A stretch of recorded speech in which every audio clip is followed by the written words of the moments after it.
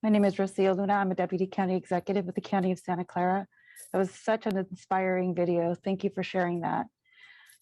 I oversee the Division of Equity and Social Justice here in the county. I'm very happy to be with you today and super inspired by all of our panelists and all of you who've attended today. I'd like to invite you as part of our closing to please reflect on what you've heard today. Please use the chat function to share something that's caught your heart, your mind, your soul from today's summit. And I'd like to invite our chairs, Drs. Mendoza, Dewan, and Judge Edwards, to reflect on what you've heard today in terms of how what you've heard today might propel us to work together going forward. Think about your answer and take about a minute or so to tell us, what you think we can take from today and put some action behind it. How can it propel us to go forward? Judge Edwards, would you mind going first? Well, I'm just so proud of Santa Clara County.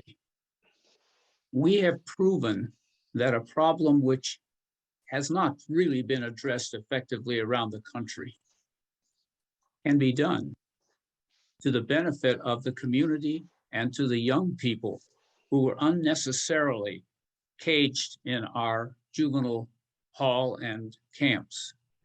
And so bravi, Santa Clara County, and the leaders who took this enormous project, which not only changed the life of children, but it changed the mindset in law enforcement, in prosecutors, in judges.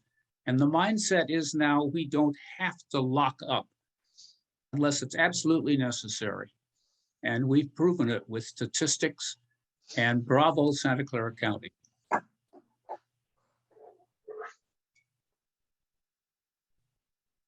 Thank you. Dr. Mendoza.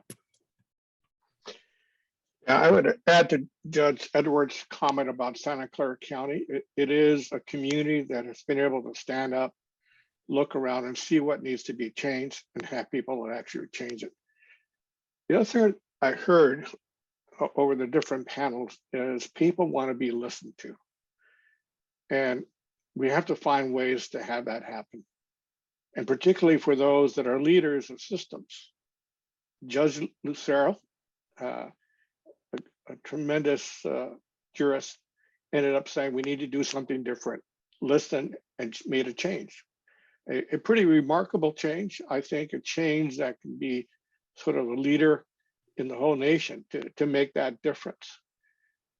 The last thing I would say, is somebody that has been working on pipeline issues for a long time, is I think we need to think about different paths in life, particularly in education, how to get people to a state of success.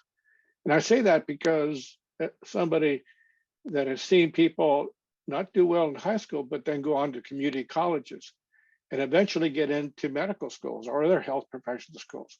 I just think about what would have happened to that human capital if we didn't have an alternative educational path. Our community colleges are really important. I think certainly the primary thing would be to provide enough resources for all of our schools, but it may take us some time to get there. And I think during that time, we have to find ways and make sure there are alternatives so that people can really express their full potentials and achieve. That's, to me as a pediatrician, that's the primary goal that I have. Thank you. Dr. Dewan.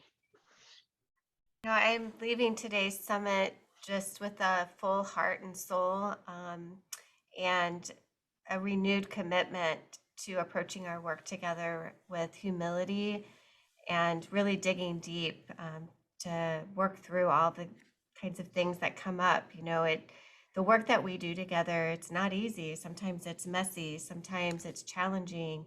Sometimes as adults, we're not always able to break through some of those challenges that are in front of us. But what we heard today, and I think what we're reminded of, is that these are not problems, they're possibilities. And that when we engage together with humility, we can do this work. we can listen to our children and use their voice to transform what we're doing in our schools and what we're doing together in our community. Thank you all so much. I've been also monitoring the chat, so please feel free to say what's inspired you from today's summit.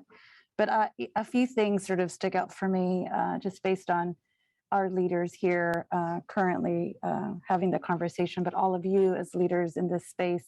A few things really resonated for me: hope, courage, humanity, strength, forgiveness, partnership, seeing the positive, really thinking about humility. And I think that was, key. And of course, taking a strength-based approach to all this work. And of course, as always, centering the strength and the power and the resilience and the wisdom of our youth, frankly. It's incredible to see. And I think we look forward to your partnership as we continue to work these sticky issues, but definitely super hopeful for what the future brings for all of us. And with that, I'd like to just close this portion by leaving you just with a very brief quote from Gandhi, and that's: be truthful, be gentle, and fearless in this work. Thank you all for today's attendance. Thank you, Rocio, for leading us in that conversation. We really appreciate your insights, and sharing that list of key themes will be a great takeaway for us.